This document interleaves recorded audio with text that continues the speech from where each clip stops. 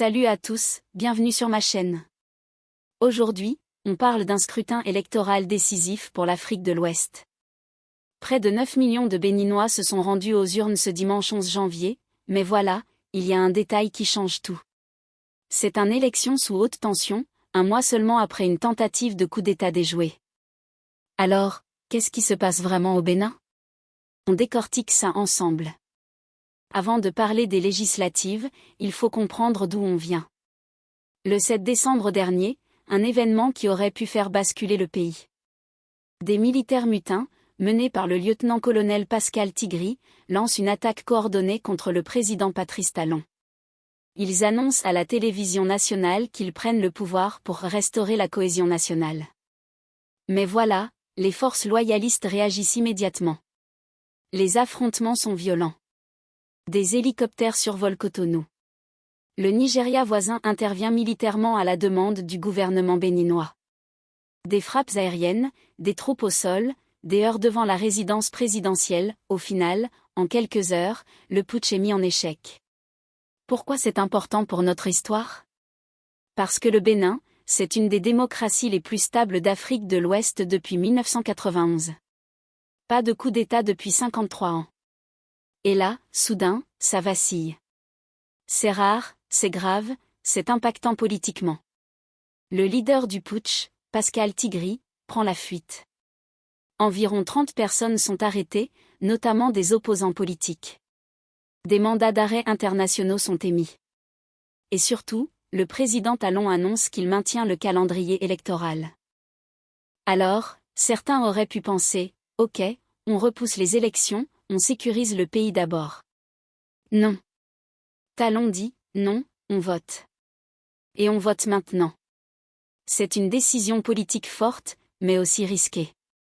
Ce qu'on voit le jour du scrutin, c'est quoi? Les Béninois viennent voter. À Cotonou, les bureaux s'ouvrent à 7 heures. Pas de débordement majeur. Un électeur nous dit, je viens voter tôt pour éviter l'affluence. Les citoyens jouent le jeu démocratique. Et c'est là qu'on voit pourquoi le Bénin, malgré cette secousse, c'est un cas différent. Talon lui-même vote en fin de matinée et appelle le peuple à accomplir son devoir civique. Message clair, la démocratie continue. Maintenant, parlons vraiment des enjeux. Il s'agit d'élire 109 députés pour l'Assemblée nationale. Ça peut paraître banal, mais c'est fondamental. La majorité présidentielle, celle de Talon, elle en a actuellement 81 sur 109. Elle contrôle le Parlement, c'est clair. Mais après le putsch? Elle veut consolider. Elle veut montrer qu'elle a le soutien du peuple. Elle joue pour renforcer sa majorité. De l'autre côté, il y a l'opposition, menée par les démocrates. Ils en ont 28 sièges. Et là, c'est crucial pour eux. Ils ont été exclus des précédentes élections, les présidentielles d'avril et même les communales, pour manque de parrainage suffisant. Donc là, c'est leur dernière chance de montrer qu'ils existent politiquement. Pour eux, il faut atteindre 20% des suffrages dans chacune des 24 circonscriptions. C'est ambitieux. C'est possible, mais ça va être serré. Maintenant, un détail que beaucoup oublient, ce putsch, il n'a pas été juste déjoué par le Bénin seul. Emmanuel Macron et la France ont apporté un appui en renseignement et observation. Bola Tinubu, le président du Nigeria, a ordonné des frappes aériennes. C'est énorme. C'est de l'entraide régionale, mais c'est aussi du soft power politique. Pourquoi? Parce que ces puissances ont intérêt à maintenir la stabilité en Afrique de l'Ouest. Talon, malgré tout, reste un partenaire fiable pour Paris et Abuja. Et cette intervention militaire? Elle envoie aussi un message, on soutient les démocraties électorales contre les coups d'État. Mais attendez, il y a encore du drama dans l'histoire. Ces législatives ne sont que la première manche. En avril 2026, il y a la présidentielle.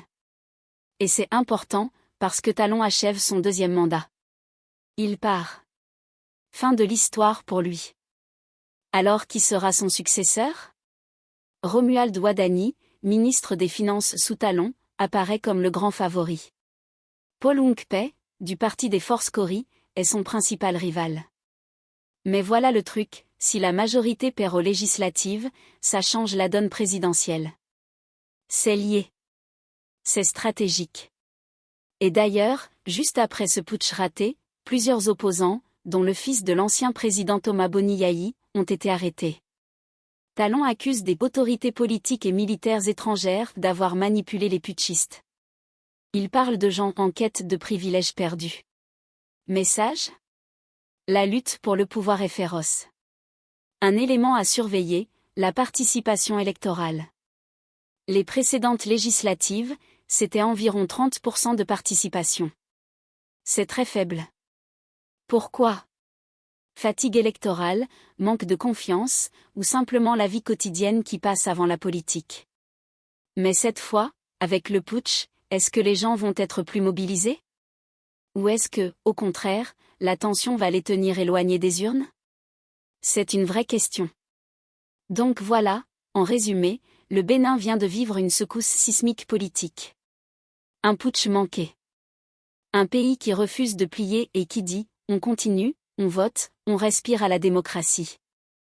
Ces législatives, c'est un test. Un test pour la majorité présidentielle, un test pour l'opposition, un test pour la démocratie béninoise elle-même. Et ce test va directement influencer qui sera au pouvoir en avril avec la présidentielle. L'Afrique de l'Ouest, c'est une région compliquée en ce moment. Coup d'État au Mali, au Burkina Faso, au Niger, et là, le Bénin qui résiste et qui dit non. C'est un signal. C'est important. Vous avez d'autres questions sur le Bénin, sur l'Afrique de l'Ouest, sur l'actualité ?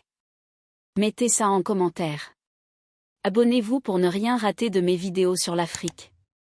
Et à bientôt pour l'analyse des résultats de ces législatives.